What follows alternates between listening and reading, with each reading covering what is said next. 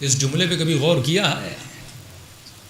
उसके लिए शफाअत नहीं जो नमाज को हल्का समझे, उसके लिए उसकी रिंगटोन की बड़ी अहमियत है। रात को 2 बजे भी मोबाइल की घंटी बजे तो ये जनाब इतनी जल्दी से उठता है कि फ़ोन आ गया।